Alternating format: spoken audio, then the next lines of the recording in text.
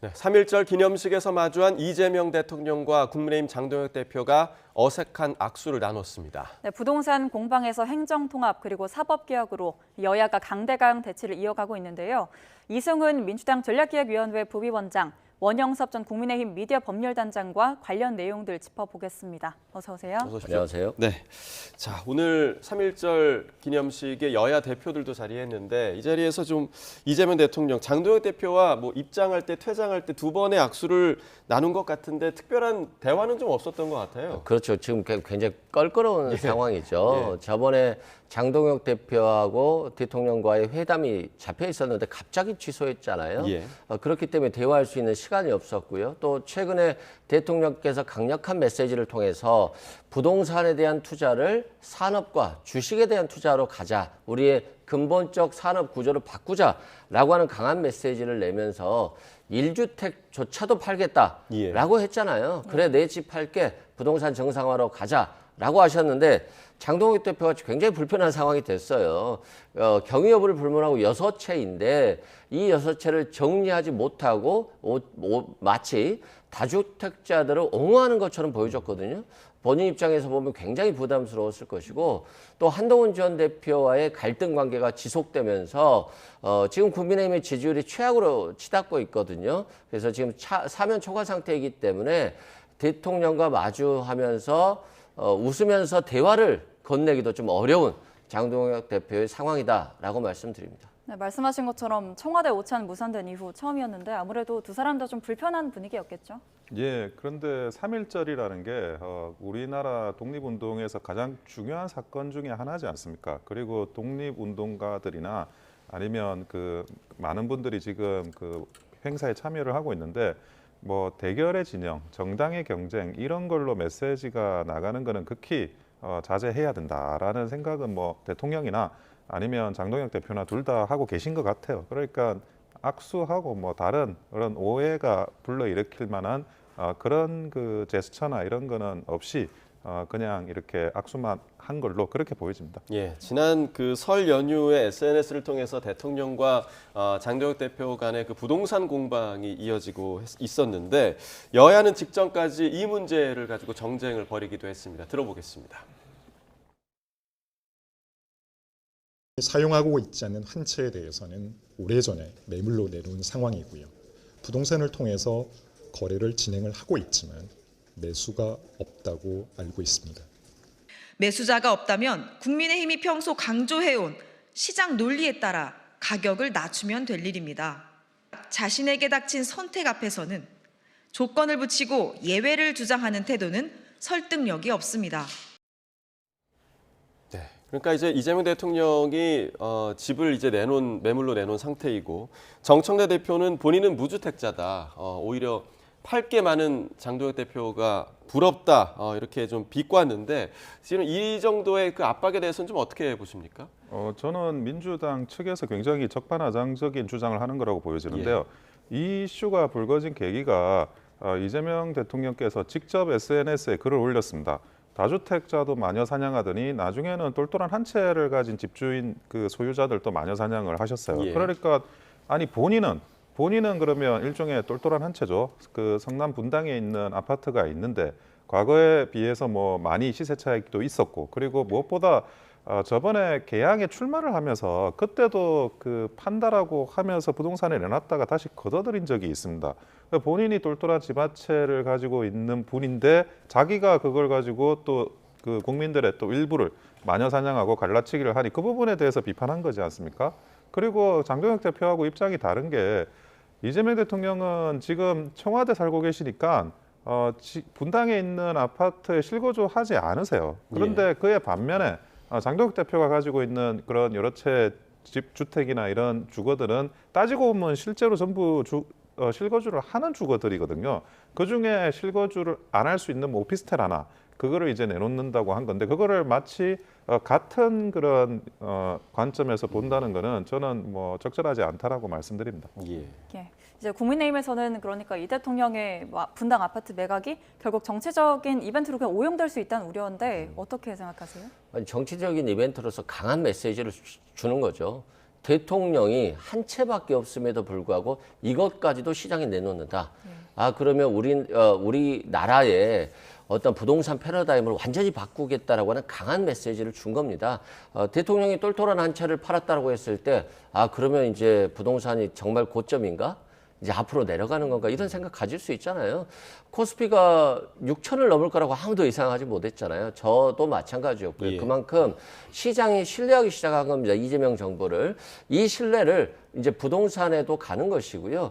우리가 좀 해도 너무한다 이런 말이 있잖아요.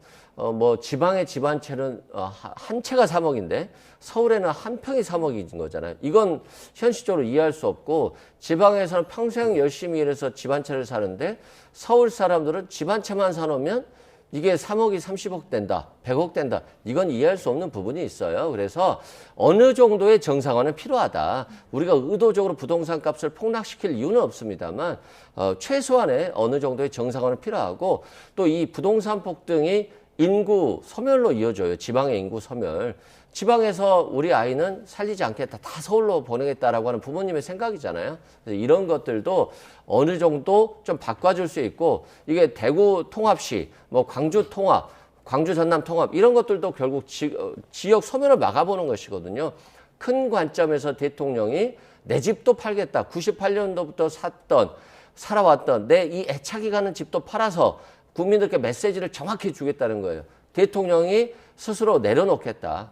국민들도 우리 다주택자도 하나씩 팔자. 이런 메시지라고 생각됩니다. 네, 그런데 이 부분에 대해서 이제 안철수 의원도 좀 거들었더라고요. 그러니까 왜냐하면 29억 원의 매물을 내놨으니까 지금 현 부동산 정책상으로는 지금 2억 원밖에 대출이 안 되는 상황이지 않겠습니까? 그러니까 27억 현금을 가진 누가 지금 이 집을 살 것인가? 상위 계층이 또 자산 증식 기회를 갖는 거 아니냐? 지금 이런 비판을 했는데 이 비판에 대해서는 좀 어떻게 좀 보세요? 그 비판은 어떻게 보면 맞게 들려요. 근데 29억짜리 집을 살 청년들이 있을까요? 대출을 받아도 없습니다.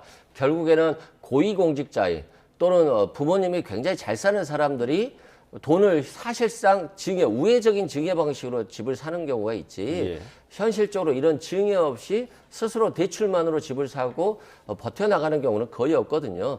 그리고 전국적으로 이 30억의 집값이 만약에 한 25억 정도로 또는 20억 정도로 하향 안정화된다고 한다면 결국에는 대출을 다시 일으킬 수 있어요. 대통령이 그때는 정책을 피겠죠. 집값이 하향 안정화됐으니까 대출을 좀 늘리자. 예. 주택담보대출 기준을 완화하자. 토지거래 허가제를 완화하거나 없애자라는 방식으로 전환할 겁니다. 근데 지금 폭등하는 구조 속에서 대통령이 강력한 메시지를 내는 거고 시장의 변화에 따라서 대통령의 정책은 또 바뀔 것이기 때문에 일관성만으로 대통령이 가지 않을 것이라고 하는 것을 국민들께서 좀 이해하고 계시면 좋을 것 같습니다. 예. 예, 이렇게 부동산 이슈가 이제 뜨거운 와중에도 지방선거도 다가오고 있잖아요. 아무래도 이런 부동산 문제는 수도권 표심에 좀 영향이 있을 것 같은데 이 대통령이 이렇게 뭐 연일 기조나 발언을 내놓는 것에 대해서 표심이 좀 어떻게 반응을 할까요? 이재명 대통령이 이렇게 발언을 하는 거는 그것도 본인이 직접 나서가지고 SNS에 글도 올리고 그러는 거는 결국 이재명 대통령이 보기에도 이 부동산이라는 게 서울 수도권, 인천, 경기 포함한 서울 수도권의 그런 지방선거에 굉장히 중요한 역할을 한다라는 거를 인지를 하고 있기 때문에 발생하는 현상이거든요. 그러면 국민의힘도 여기에 대한 대응을 해야 될 필요가 분명히 있습니다. 무슨 말이냐면 과거에는 이제 집값 그러니까 매매값에 부동산 문제가 이제 집중이 돼 있었다고 하면 최근에는 그 이재명 정부에서 있었던 뭐 628 정책이라든지 뭐 12.5 정책이라든지 이런 것들이 부동산의 거래를 완전히 그 시장 기능을 망가질 정도로 제한을 하면서 전월세 시장이 굉장히 불안해졌습니다. 월세, 전세 이게 폭등을 하고 있거든요. 특히나 뭐 젊은 층 그리고 신혼부부 이런 그 주거를 이제 만들어가는 입장에서는 그 굉장히 이 전월세 폭등이라는 게 가처분 소득도 줄이고 여러 가지 악영향이 많습니다. 이런 예. 부분에 대해서 국민의힘이 조금 더 집중적으로 조명하고 이 부분에 대한 어떤 그런 문제 제기를 한다 그러면 지방선거에서 훨씬 더 국민의힘이 유리한 그런 상황도 분명히 있을 수 있다고 보여집니다. 네. 자, 그런가 하면 이재명 대통령 오늘 그 3.1절 기념 행사장에서 취임 후 첫 기념사를 했는데 뭐 늘 그랬듯이 여야의 반응은 상반된 반응이 나왔습니다. 민주당에서는 일단은 뭐 일제 포갑도 내란 세력의 총칼도 위대한 국민을 이기지 못했다. 사실상 국민의힘을 겨냥한 좀 평가를 내놓은 것 같아요. 좀 정치적인 메시지가 있을 예. 겁니다. 분명히 우리나라가 대한민국을 찾는 거, 이건 3.1절의 정신인 거잖아요. 외세의 나쁜 그런 행동에 대해서 이겨냈던 것이고, 마찬가지입니다. 내란도 대한민국의 민주주의와 법치주의를 파괴하는 거잖아요. 그러면 이걸 복원시켜야 되는데, 만약에 국민의힘이 정말로 윤석열 전 대통령과 절연하고 국민께 납작 엎드려서 사죄드리고 앞으로 국민의힘이 달라지겠습니다, 민주주의와 법치주의에 있어서는 그 어떤 것도 용납하지 않겠습니다 라고 해야 되는 것이거든요. 해야 하는 것들은. 근데 그걸 하지 않고 아직도 장동혁 대표가 윤 어게인을 사실상 외치고 부정선거를 인정하면서 선거 시스템을 바꿔야 되겠다, 이런 얘기들을 하고 있기 때문에 당연히 민주당 입장에서 보면 이런 정치적인 메시지를 내고 있고, 이 메시지가 국민들에게 받아들여지는 거거든요. 그래서 이런 공격적 메시지를 낸 것이고, 또 반면에 뭐 국민의힘이 잘못한다고 계속 국민의힘만 공격한다라고 되는 건 아니잖아요. 예. 일단은 북미 대화, 그리고 이 대화를 통해서 남북한 간의 긴장 완화라고 하는 것들이 이루어져서 결국에는 북한 리스크가 좀 우리나라에서 사라지는 것들이 또 경제를 완성시키는 것이기 때문에 이번 3.1절에서는 대통령께서 북미 대화를 통한 남북 간 평화, 긴장 완화까지도 강조하셨다라고 생각하면 될 것 같습니다. 네, 기념사에 대해서 국민의힘에서는 좀 자유라는 말에 방점을 찍었는데, 이 사법제도 근간을 뒤흔드는 게 자유를 위협한다, 이렇게 맞불을 놓은 셈이죠. 지금 뭐 사법부와 관련해서 그 3법이 진행이 되고 있습니다. 뭐 일부 아마 그 본회의도 통과하고 했는데 예. 그런 것들이 과연 이런 3.1 정신에 부합하는지 알 수가 없고, 그리고 최근에 신천지 관련해 가지고 국민의힘 당사 압수수색이 있었습니다. 그런 것도 전형적인 야당 탄압인데, 그런 것들이 뻔히 자행되고 있는 와중에 3.1절 기념사에서 뭐 통합이나 연대를 외친다고 한들 그게 과연 진정성 있는 외침이라고 보기는 어렵고요. 그리고 지금 뭐 다수당, 그러니까 절대적으로 의석수가 많은 민주당이 뭐 어떤 그 야당과의 대화도 무시하고 일방적으로 국회를 운영하고 있는 이런 모습들, 그런 모습들을 볼 때 3.1절 앞에서 정말 부끄러운 민주당이고 부끄러운 이재명 정부가 아닌가라는 생각이 듭니다. 그 본인이 기념사에 넣었던 그런 내용들을 이재명 대통령께서도 과연 어떻게 그 대한민국을 운영해 나갈 건지를 검토하면서 다시 한번 찬찬히 본인의 기념사를 읽어보시기 바랍니다. 네, 지금 국회 상황을 잠깐 언급을 해주셨는데 조금 전에 저희가 전해드린 것처럼 국회에서는 필리버스터가 지금 중단이 된 상황입니다. 사실 예상은 7박 8일간 이어질 것이다. 그런데 지금 6일 만에 중단이 됐는데, 일단 국민의힘에서 중단한 이유는 대구 경북 통합법 처리 때문인 거죠? 예, 기본적으로 그 지금에 있는 행정구역이나 이런 것들은 과거에 이제 통신이나 교통이 조금 더 수준이 낮았을 때 이루어졌던 그런 그 행정구역을 그대로 예. 승계하고 변화가 없습니다. 근데 이제는 그 지방행정도 통폐합을 하고, 그리고 그렇게 하면서 지방 공무원 숫자도 어느 정도 좀 합리적으로 효율화를 시키고 예산도 효율화시키고, 그런 것들이 앞으로 대한민국이 가야 될 저는 방향이라고 또 생각을 합니다. 그래서 이번에 그 지방 통폐합 문제나 이런 것들도 국민의힘도 적극적으로 이 부분에 대해서 받쳐주는 그런 이제 움직임을 보여야 되리라고 보여지고요. 그리고 지금 그것을 또 하고 있습니다. 하고 있고 마치 이 그 지방 통합에 대해서 국민의힘이 뭐 국민의힘 때문에 뭐가 안 되는 것처럼 이렇게 지금 이야기를 하는데, 이재명 정부에서 그런 이야기도 적절치 않고, 이게 그냥 뭐 정말 그 호남에 뭐 어떤 예산 몰아주기로 하려는 게 아니라 정말 국가 경제나 아니면 국가 지역의 어떤 전반적인 구조를 개선한다는 예. 취지로 한다고 한다면 이런 부분, 그러니까 경북과 대구의 통합이나 이런 것들도 적극적으로 이재명 정부에서 지원을 해야 될 걸로 보여집니다. 네, 근데 이제 민주당은 또 대전 충남 통합법 압박하고 있잖아요. 여기서 또 잡음이 일 것 같아요. 그렇죠. 이제 통합이라고 하는 게 진짜 통합이 돼서 제대로 된 시너지를 발휘해야 되는 거잖아요. 근데 이제 시작점이기 때문에 정말 제대로 발휘될지가 좀 고민이 있을 수가 있고, 특히 대전 충남 통합법 같은 경우는 또 시민들이 그렇게 우호적이지 않다고 하더라고요. 시민들이 우호적이지 않은데 무작정 통과시킬 수는 없잖아요.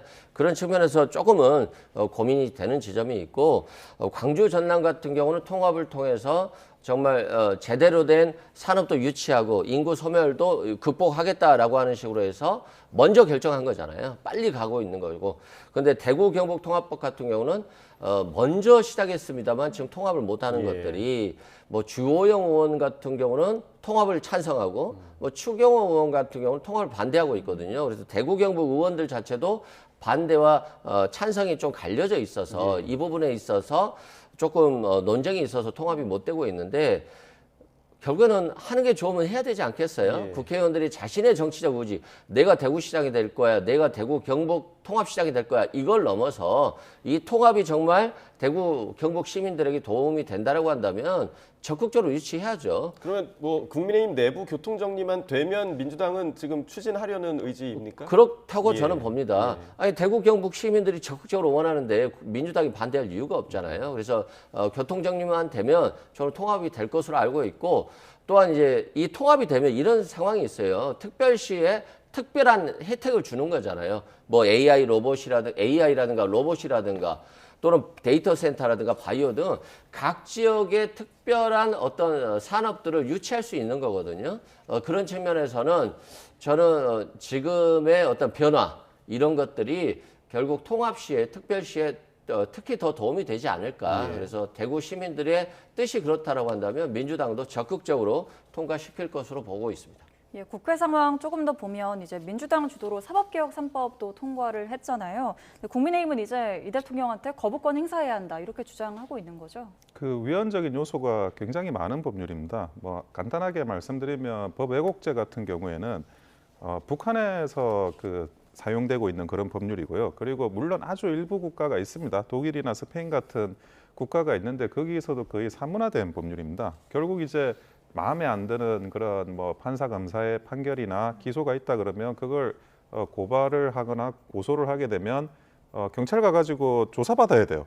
그런 어떤 그 사법기관에 대한 모욕주기 형식으로 악용될 가능성이 굉장히 높다는 말씀을 드리고 그리고 대법관 정원 같은 경우에도 헌법재판소가 가지고 있는 가장 중요한 기능이 전원합의체에서 판례를 만들어내는 기능입니다. 그러면 지금 있는 그 사람들보다 더 훨씬 증액을 인원을 증가시키면 그런 어떤 의견 수렴에 있어서 굉장히 비효율화될 가능성이 많고 미국만 하더라도 연방 대법원의 헌법재판관이 9명입니다. 그런 말씀을 드리고 그리고 나머지 하나가 이제 재판소원법. 지금도 재판이 너무 확정되는데 오래 걸려가지고 많은 분들이 정말 민생적으로 불편함을 호소하고 있습니다. 그런데 사실상 사심으로 운영이 되는데 돈이 많은 사람은 뭐 변호사 비용을 충분히 부담할 수 있는 사람은 재판의 확정을 굉장히 오랫동안 끌 수 있는 그런 어떤 새로운 무기를 안겨주는 거나 다름없습니다. 그래서 이 3법 모두 이재명 대통령께서 반드시 거부권을 행사해야 되는 그런 법률이라고 보여집니다. 일단은 이 국민의힘의 요구에 대해서 대통령이 어떻게 받아들일지도 궁금하고 지금 일부 법안 같은 경우는 안건 상정 직전에 이제 일부 부분을 좀 수정하는 그런 작업도 조금 있었고요. 아직까지 위헌적인 요소가 남아있는 거 아니냐라는 우려의 목소리도 있고 실제로 지금 법원행정처장이 사퇴를 한 일도 발생을 했습니다. 지금 일련의 상황들 좀 어떻게 보고 계세요? 그러니까 위헌적인 요소라고 하는 것은 뭐 학설적으로 언제든지 주장할 수 있어요. 다만 헌법재판소가 이 정도는 판단할 수 있느냐의 문제인 것인데 상당히 많이 다듬었기 때문에 위헌적 요소는 거의 다 배제됐다라고 저는 보고 있고요. 이제까지 우리는 그랬습니다. 특히 법조인들은 사법부는 독립되어야 돼, 검사는 독립되어야 돼. 그렇지 않으면 어떤 행정부 권력, 대통령이 마음대로 할 거야라고 하는 것이 있었어요. 근데 전직 대통령들 다 구속되잖아요. 국민의힘 전직 대통령들 다 구속됐죠. 그런데 왜 사법부는 독립이라는 이유만으로 모든 것에서 성역이 돼야 될 거에 대한 고민이 있더라고요. 그리고 이런 법 왜곡죄가 신설돼도 결국 판사가 판결해요. 예전에 사법농단으로 윤석열 전 대통령이 검사 시절 때 많이 기소를 했거든요. 근데 그분들 다 무죄 판결 났어요. 거의 다 무죄 판결 났고 양승태 전 대법원장 같은 경우는 한 가지 혐의만 유죄가 났거든요. 그만큼 판사들이 판결할 때 판사에 대한 것들은 항상 좀 우호적인 판결이 나왔단 말입니다. 그런 측면에서 저는 법 왜곡죄를 신설을 한다 할지라도 판사가 재판하고 있기 때문에 행정부 권력이 남용할 수는 없을 것이다라고 보고 있고요. 또한 대법관 증언 문제도 마찬가지입니다. 대법관들이 너무 부족해서 실은 서민이나 약자의 판결은 그냥 뭐 무조건 심리 불속해 기각이었어요. 대부분이. 그런 측면에서는 조금 더 고등법원 상고부를 통해서 헌법을 위반해서 대법원 재판을 하는 것보다는 네. 대법관들 숫자를 늘려주는 것도 저는 뭐 나쁘지 않다. 지금 대법관들은 이 대법관 증언에 대해서 반대할지 몰라도요. 실은 고법 부장판사들이라든가 부장판사들은 오히려 또 좋아할 수도 있어요. 그리고 뭐 민주당이 대법관을 만드는 건 아니잖아요. 결국 판사들이 대법관이 되는 거 아니겠어요? 그럼 판사들이 대법관이 돼서 판결을 잘 하시겠지. 뭐 대법관 숫자가 늘리면 판사들이 판결을 왜곡할 것이다 이렇게 보지도 않거든요. 그래서 기존에 이제는 고정관념을 좀 깨고 판사들이 사실상 판결 잘하면 전혀 문제가 없는 법이다라고 저는 생각합니다. 우선은 뭐 사법부에서도 우려는 나오고 있는 상황이고 국민의힘은 투쟁에 나서겠다는 건데 지금 장동혁 대표가 절윤을 거부하면서 설득력을 좀 잃었다는 지적도 나오더라고요.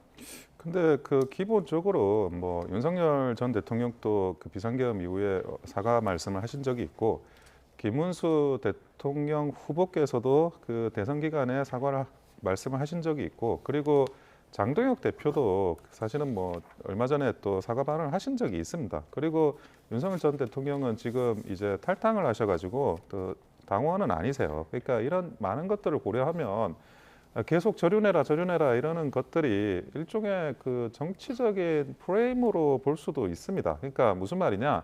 민주당이 그렇게 하는 거는 뭐 경쟁하는 정당이니까 뭐 그렇게 할 수도 있다고 생각이 들어요. 하지만 우리 내부에서 지금 뭐 의원들이나 이런 많은 사람들이 조륜을 하냐 안 하냐를 쟁점화시키는 게 과연 지방선거를 앞두고 맞는 거냐라는 그런 생각을 안 할 수가 없는데요. 이번에 지금 이 사법부 3법 같은 경우에도 힘을 모아서 이 내용이 얼마나 부당하고 위헌적이며 국민들의 민생에 피해가 간다라는 걸 알려야 되는데 그거를 알리기보다는 조륜했냐 안 했냐로 프레임에 스스로 매몰되고 마찬가지로 지방선거를 앞두면 또 지역에 있는 각종 현안들 그 권역별로 있는 그런 현안들에 더 집중을 해야 되는데 그런 것도 제대로 집중을 하지 않고 또 조륜했냐 안 했냐 프레임에 스스로 말려 들어가고 과연 그 지방선거를 대하는 그런 진정성이 그 국민의힘 내부에 있는 건지 이런 논란이 설마 있더라도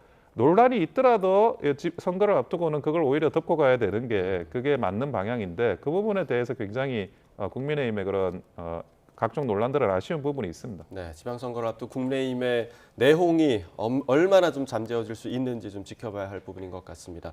두 분 말씀 여기까지 듣겠습니다. 이승훈 민주당 전략기획위원회 부위원장, 원영섭 전 국민의힘 미디어 법률단장과 이야기 나눠봤습니다. 고맙습니다.